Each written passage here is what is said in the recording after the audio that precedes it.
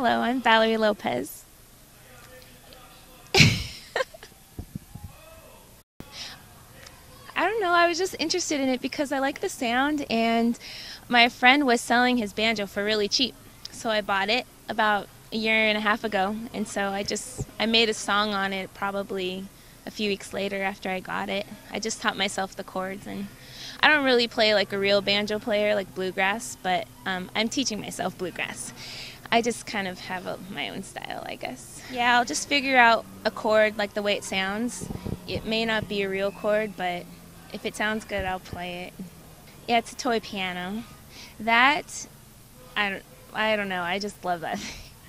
My friend Corrine, she's in my band, and she had the perfect little toy piano, and so when she started being in my band, we started playing it together. They're random, but I like random instruments. I'm looking for a ukulele, actually. Yeah, I want a ukulele, I want all sorts of instruments. Like someday, if I can ever afford to have the biggest band ever, I'll have strings and horns and all that. I'd rather have a band with me because it's more, I've played solo for so long, and I don't know, it's more dynamic with a band. And then I would love to have a band where they know the song so well that I can play funky instruments and not have to do the rhythm the whole time, and sometimes sing without having an instrument, which is weird to me, but I think I'd like it. Because I'm used to having an instrument there, I don't know what to do with my hands sometimes. So when you have an instrument to play, that's taken care of. I like being here and hearing loud live music constantly throughout the day, even if it's not a particular band that I love or anything, but I just love being around live music, and I think fans might like that because I think it's a great way to spend your weekend and to hang out with friends and to camp in sort of the woods and make s'mores. And you get, I think, especially at Tomfest, the bands are really accessible, and fans can go up and talk to them at the merch tables and connect with them, and I think that's really good. A lot of the bands here are very friendly and welcoming and really funny and crazy. I think being around fans and camping with them, it makes me more of a person instead of like a singer on stage, and I think that makes it easier for them to talk to me. And I think that for me, especially, if I can talk to an artist and get to know them a little bit as a person, that makes me a more loyal fan, and I'll probably look forward to their music more in the future instead of just buying like one album and then like not really caring later, I think. And plus, I don't know, I like to make a positive difference in people's lives, and if I can encourage somebody in something maybe they're dreaming of or wanting to do, I can encourage them, because I'm trying to make it in music, and it's really hard, and it's one of my dreams, and I'm still going for it, even though it sucks sometimes. Disappointments, and things don't go the way you want them to. You get let down, you know, like playing a lot of gigs, but you don't get paid anything, and well, that's not like the reason I play, but it'd be nice to be able to pay the bills with gigs and music and selling CDs.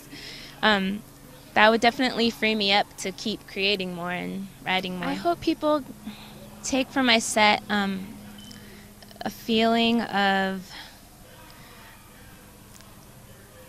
what's the word? I'm so inarticulate.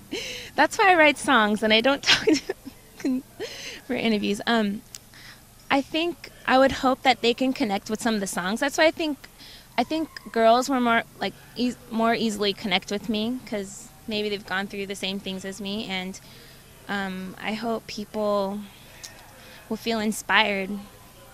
I guess that's like what I would really want, is to inspire people to do something that they love and what they're good at. Yeah, sometimes I write stories to go in books. I can bind books, and I make my own journal that I use to write my music down on for my lyrics. And I bind the books and make, like, you know, hardcovers of the book and glue the paper onto there. When you bind books, you sew it together. It's really, I enjoy it. Yeah, and sometimes I make up stories. I have a story about a fly, and there's no words, and it's all I painted it in watercolors, and it starts off with a fly on a branch, and then he leaves. That's like his home. So he leaves, and he goes through all these trials. Like, he almost gets eaten by a frog. He goes through a storm. Somebody almost steps on him because he stopped to like sit on a flower. And then he finally makes it back home onto his little branch, and then the last page is a fly swatter killing him. And I really like it. Is that how you feel? Sometimes. But I just think it's ironic that he went through all these things and then he gets killed at home, which is sad, but it's kind of funny too. I definitely see all my art connected. I would like to sell books that I make and paintings, and actually right now I have some beanies for sale. I crochet beanies. I can knit, but I'm not as good at that. But I see it like all connected as being like a part of me, and someday I don't really know how it's going to look in the future, but I want them moving and intertwining together somehow. So I need help because I'm good at some things, but like marketing and like business stuff, I'm just not quite as, but that's okay because people are made differently, which is a good thing. I was asked to show some paintings and artwork at this fundraiser, so there was going to be live music, and I was okay that they didn't ask me to play music. It's okay. I was okay with that. So I showed some paintings, and I made like 15 beanies with the ears and like the little ropes that come down, and I sold one. The next day I had a show, and I had them for sale, and it was right before Christmas, and I sold them all because that was nice. So then I was like, maybe I should just make these for shows, and so they sell better when it's winter.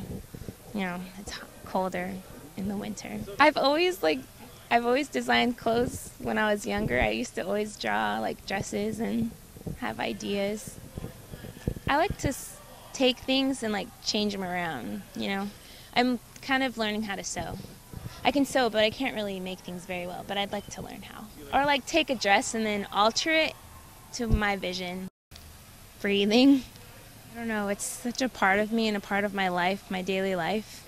I think I get a little depressed when I don't listen to loud music. Like, I like to listen to music when I'm at home, just doing things around the place, especially when I'm painting.